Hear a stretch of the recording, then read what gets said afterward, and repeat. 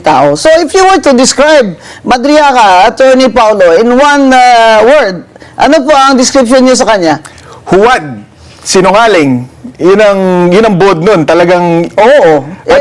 At saka, Attorney Guanzon, hulog ng langit kung tutusin. Oh, bakit? Sa amin sa defense, kasi kung yan ang star witness ng mga impeachment complainants, lagot sila. Kaya andito po ngayon, kasama natin ang, bago ko lang ito nakilala, pero anak ito ng aking friend. Welcome, Attorney Salvador Panelo Jr. Yes, Salvador Paulo Panelo Jr. So, Attorney Paulo, welcome. Thank you for the invitation and thank you for having me. It's a privilege to be here with you. Now, Attorney Paulo, you're the lawyer of Vice President Sara in a perjury case against Madriaga. Can you tell us briefly why you are saying that this is a perjured affidavit? Yeah, kasi karamihan ng nasa laman ng affidavit niya, pati pangalan niya, mali or hindi totoo. Sabi niya kasi dito na nagtatrabaho siya for VP Sara, simula pa lang nung mayor siya ng Davao City, hanggang sa naging kasama daw siya sa PSG at sa VP SPG na nagproprotekta dati noon kay PRRD, pati kay VP Sara. Pinabuo daw siya ng isang campaign group ni VP Sara noong 2020 na may pangalang Isip Pilipinas, hanggang sa nagde-deliver daw siya ng limpak-limpak na salapi sa mga sasakyan na galing daw sa confidential funds. Nasa baleta ba? Nasa sasakyan daw po. Wala po sa maleta. Ibang style. Pero ito si Madriaga, did he ever work in any way, directly or indirectly, with Vice President Sara in Davao? Hindi po. We have, hindi lang po sa Davao City, we have certifications from the Davao City Local Government, the Presidential Security Group, the Vice Presidential Security and Protection Group, So, Department of Education, and even the Office of the Vice President. Wala po siyang connection sa mga hindi ba si opisina. Madriaga ngayon nasa kulungan? Opo. Anong kaso, Attorney? For kidnapping for ransom. Aba, bongga. Bongga palang kaso nitong Madriaga. At sinasabi nilang siya ang pinaka-credible witness against VP Sara. Wala na ba kayong ibang makuhang witness dyan na hindi naman kidnapping for ransom? In fact, Attorney Guanzon, sabi nga ng PNP, nung inaresto siya noong 2023, ang description sa kanya is siya ang leader ng Madriaga Kidnap for Ransom Group, which is one of the most dangerous criminal syndicates in recent history. That was the description of the PNP. Wow, and that's in official PNP documents. Well, it was reported. It was reported as coming from the PNP. Yun. Nagtataka ko, yung storya niya, pilit na pilit nilang pinagdidikit na may na inutusan siya, okay, in behalf of Vice President Sara na magdala daw ng pera. Ano ba itong mga pera na ito, Attorney? Ang sinasabi niya, confidential funds daw. Magkano daw? Merong delivery ng 80 million, merong tigta 33 million, merong patang 1 billion. Paano daw niya alam na confidential funds? Wala siyang sinabi, hindi niya in-explain. Basta inutusan lang siya magdala. Sino daw nag-utos sa kanya? Si VP Sara daw mismo. Talaga, may text siya, Di kagaya ni Yusek Bersamin, may text sila ni Bongbong. Di ba, Bongga, ito, walang text. Attorney. Wala. So far, yung affidavit niya mismo, wala talagang substantiation, walang nakadikit na any evidence. Saan daw niya kinuha yung pera? Well, sinabi niya, inabot daw sa kanya ni Colonel Dante La Chica, na dating OVP Security Officer. At Bakit daw sa kanya inabot? Dahil parte nga daw siya ng grupo. Pero meron tayong testimony from Colonel Dante La Chica na hindi niya man kilala tong si Madriaga. At saan daw niya dideliver at kanino? Kung kani-kanino, meron daw sa parking lot ng Mega Mall, meron sa Ombudsman parking lot, meron sa isang mayor in Laguna na hindi naman pinangalanan, meron sa Novaliches, sa Santiago family. Pero walang mga detalye, diba? At yung mga detalye na binigay niya, kunyari, meron siyang sinabi, dineliver niya sa Mega Mall parking lot Tapos, white Vios daw na may 80 million ng laman.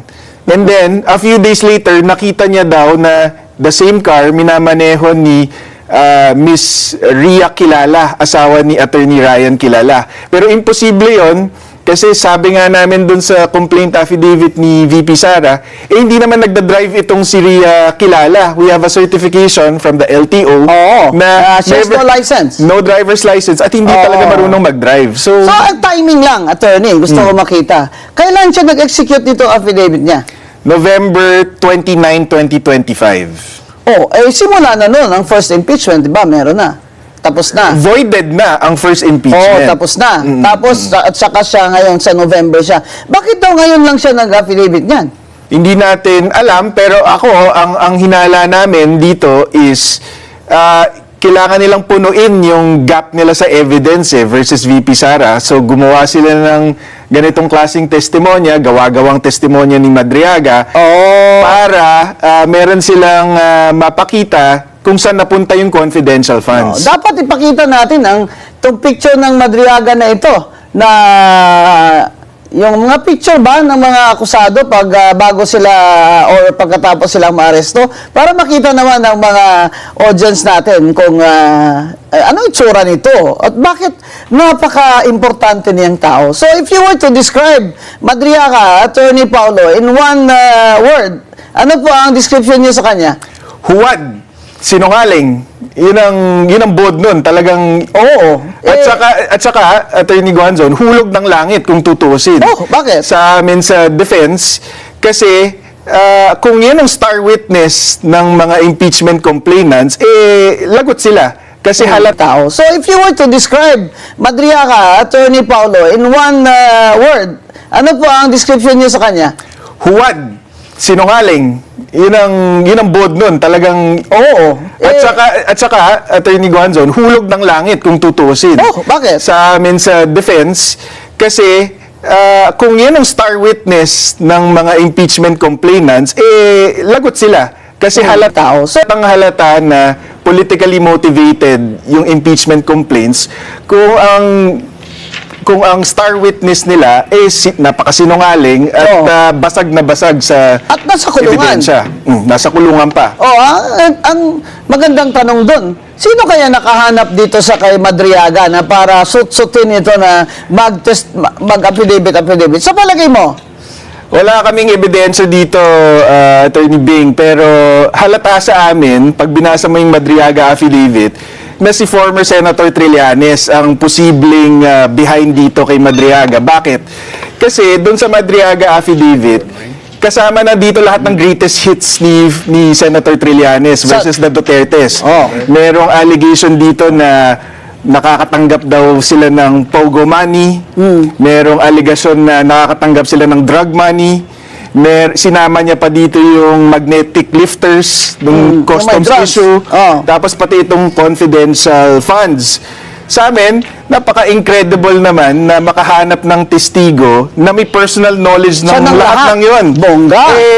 Ilang 10 taon na atang linalako ni Senator Trillanes itong allegations na to.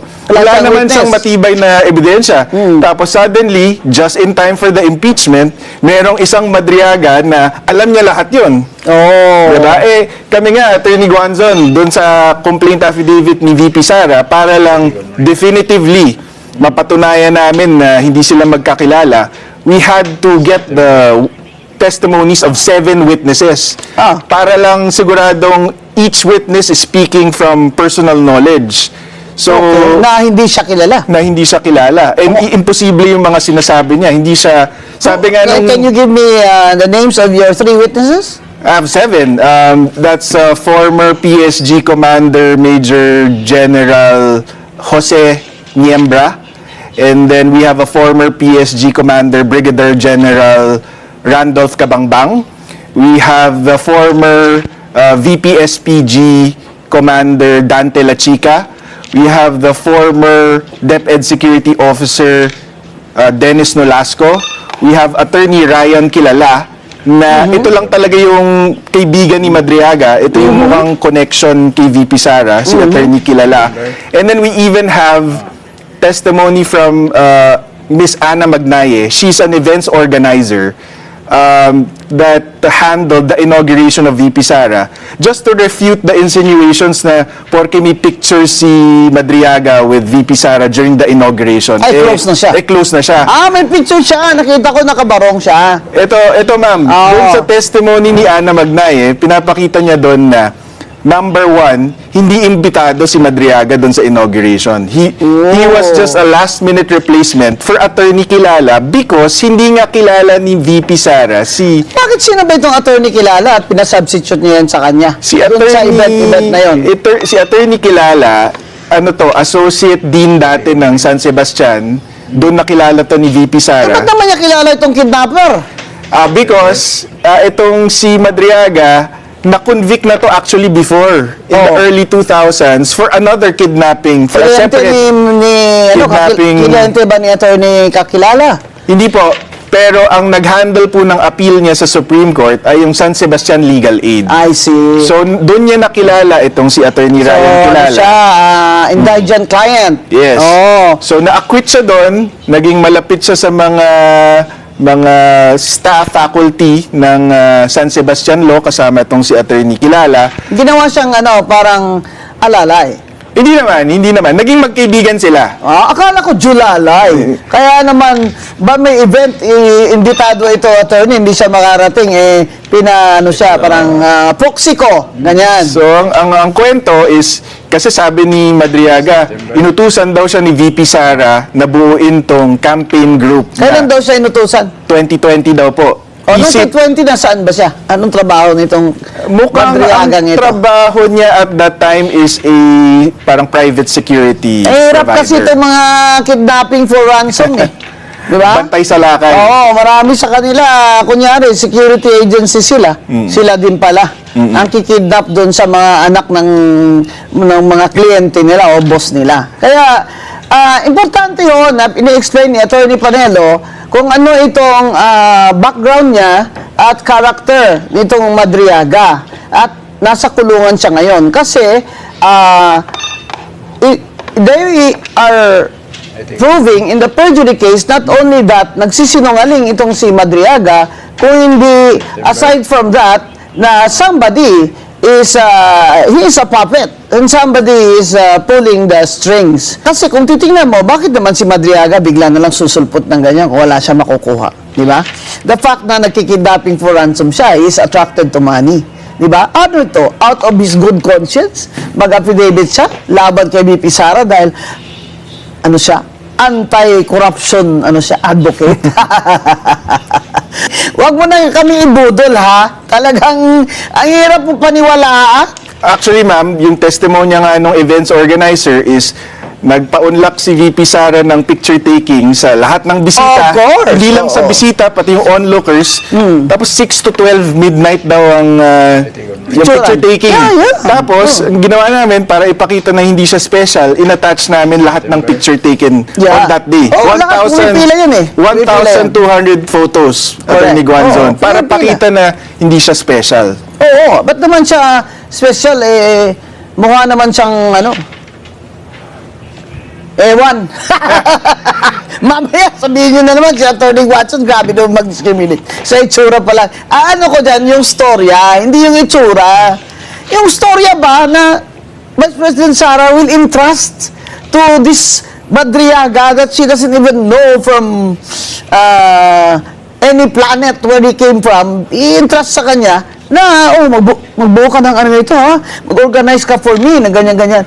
Sino naman maniniwala dyan kay Madriaga kung mag-organize din siya ng mga campaigner? Sabi nga, ma'am, ng witnesses natin, former PSG commanders at itong si VP SPG commander, pag nag-screen sila ng mga tao na may kipag-meeting kay VP Sara or kay former President Titingnan na Duterte, criminal records. hindi nila papalapitin ang tao na may criminal record gaya ni Madriaga, let alone entrust him with protecting them or working for them. So, imposible talaga yung sinasabi ni Madriaga. Pero napakalakas ng loob nila na nilagay nila yung affidavit ni Madriaga sa kanilang impeachment complaints. Actually, natutuwa kami.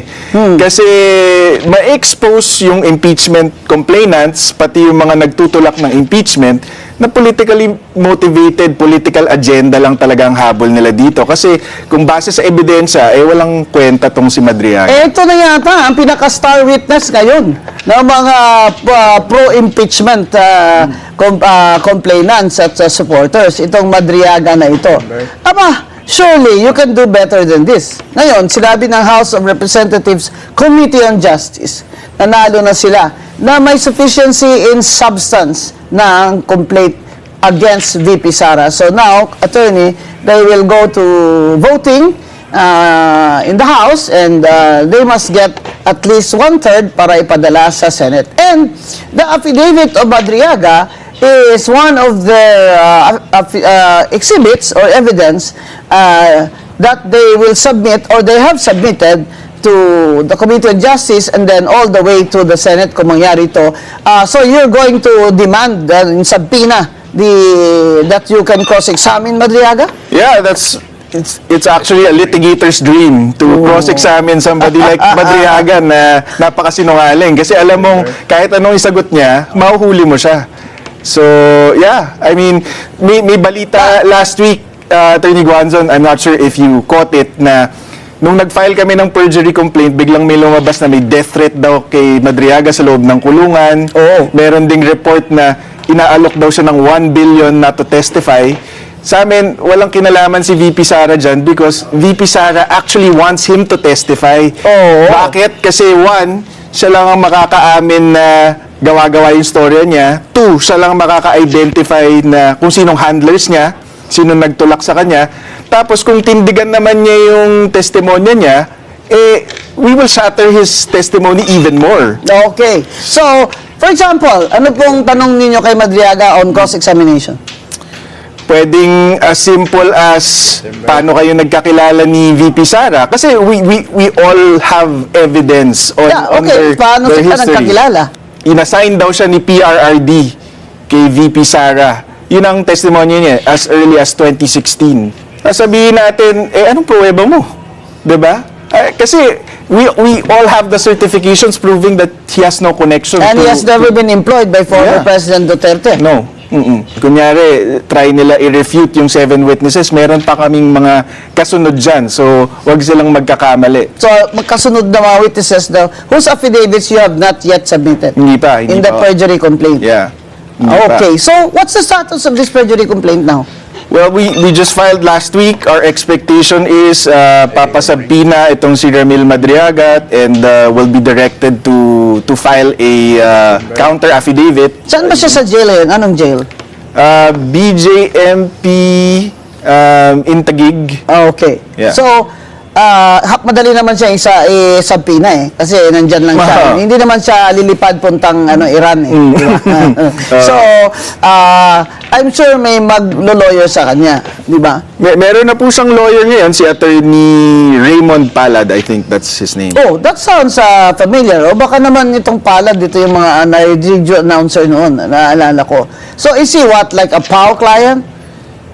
It doesn't seem that way, pero itong comment ko kay Attorney Palad is pati siya, parang naloloko siya ng client niya eh. Kasi for example, sabi niya when he discussed this affidavit, sabi niya binisita daw ni VP Sara si Madriaga Saan? sa kulungan to try to prevent him from testifying. Ano ba yun? Akala niya ito sa Vice President? Tanga. Binasag agad to ni Secretary John Vic Remulla mismo. He came out publicly to say, hindi totoo yan. Kinausap ko yung warden.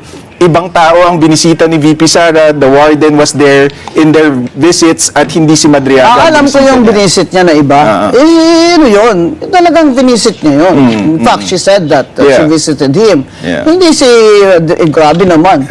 Grabe naman itong ambisyon mo, Madriaga. Nabibisitahin ka pa ni Vice President Sara. Baka mag-ambisyon ka dyan, nabibisitahin ka ni Attorney Guanzon. Para talaga tuluyan na yung yung imagination mo ba? You can let your imagination run wild. So, ang natin, attorney expectation is he will file his reply answer, his counter affidavit. Yes. And then, do you still plan to file your reply affidavit for the Vice President? Yes. Yeah. If he stands by his testimony, ang gusto namin actually, Attorney Guanzon, meron siyang mga allegations kasi na walang detalye. Yun. Sa cross-examination, specify yun. Palibasa.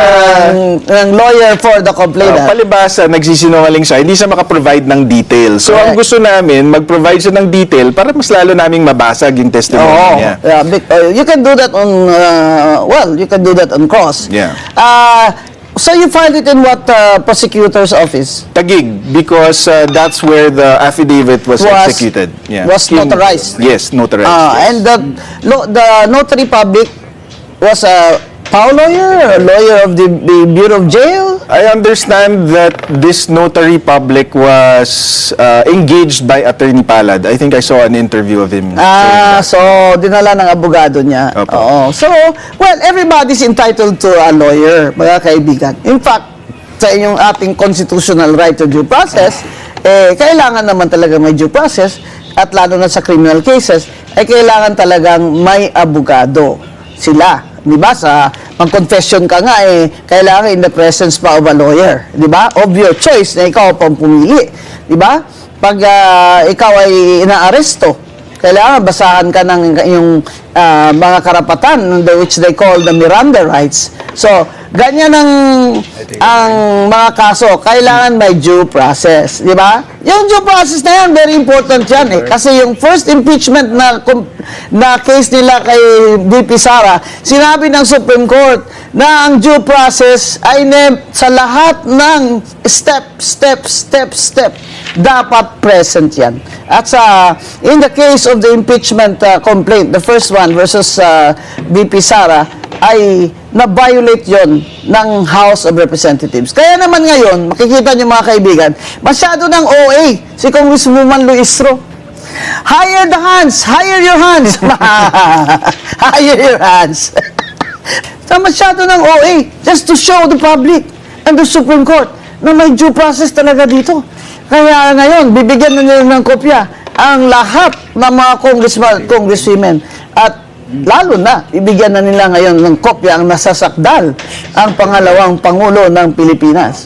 Kaya itong testimony, affidavit ni Madriaga is very important also in the impeachment case. Now, since he is their star witness, abangan natin ang magiging cross-examination ni Attorney Panelo Jr. dito kay Madriaga para mag-enjoy tayo. Ngayon, obvious naman talaga na ang impeachment ng mga kaso laban kay VP Sara ay political na. Or dati ng political, even the first one. Kasi siya naman talaga ang the woman to beat in 2028. Hindi ba? Matagal ko na sinabi yan. At sinabi din dyan ni dating Senate President Frank Drilon that she's really the woman to beat. Sinabi rin ni dating Ombudsman Justice Conchita Carpio Morales that she's really ahead. Right? So, the only way for them to knock her out this early in the game, 2 years before the election, is to impeach her. But the biggest problem of the BBM administration is that they do not have the numbers in the Senate.